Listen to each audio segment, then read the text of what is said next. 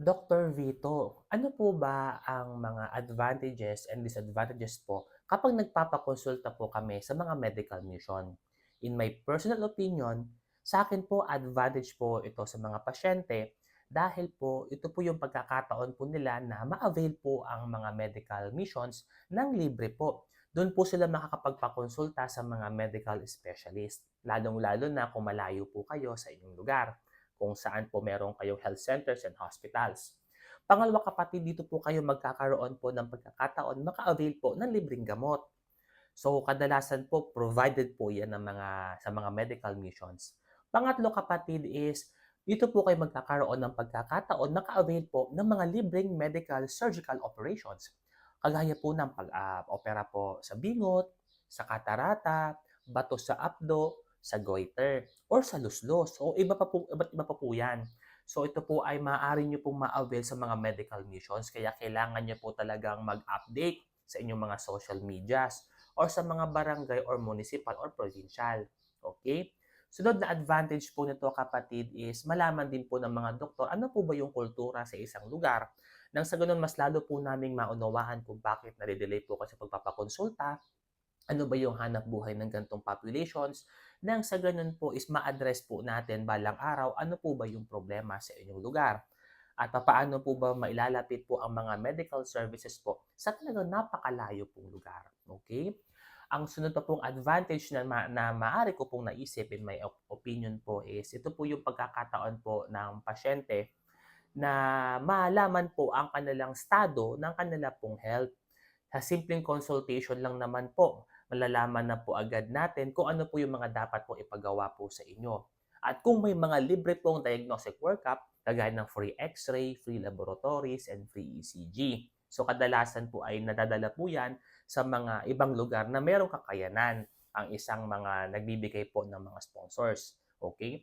So sa mga disadvantage naman po, ano po, ito naman po ay isang opinion na pwede pong idagdag kung ano pa po yung kulang. Number one po kasi kapatid, pag sobrang dami po talaga ng pasyente, hindi po talaga namin kayang bigyan po kayo ng napakaraming oras po. Dahil kadalasan po sa isang lugar, ang dami-dami, ang layo-layo po, at napakadaming pasyente. Minsan dalawa lang po ang nagkotse check up. So talagang humihingi kami ng pag-unawa po sa inyo. At least po na-address namin ng mabilis o kaya po comprehensive yung mga kailangan ninyo. Pangalawa kapatid is yung medical mission na hindi po kagaya po ng isang hospital or clinic na may kompletong gamit.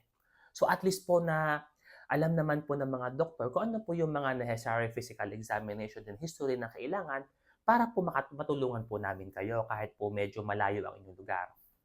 Pangatlo naman po na naiisip ko po is kadalasan po kasi may mga language barrier po talaga. For example, medyo Ilocano, Bisaya, at yung doktor po Tagalog. So kadalasan po talaga kailangan may mga nag-translate para po mas maunawaan.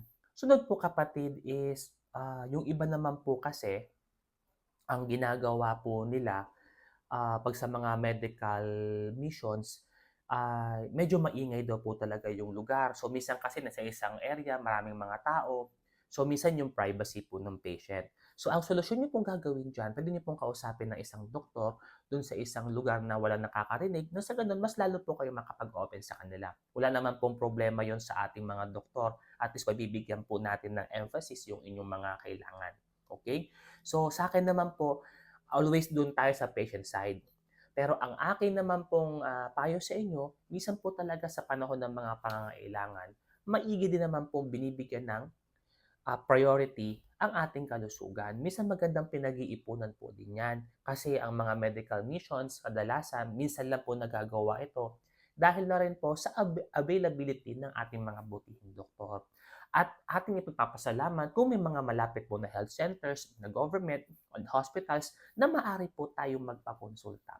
Always po tayo magpapasalamat sa Panginoon kaysa po tayo nagko-complain nang sa gano'n, yung blessing po sa atin ay dire-diretso. Ito po si Dr. Vito, ang inyong Mindorenyong manggagamot.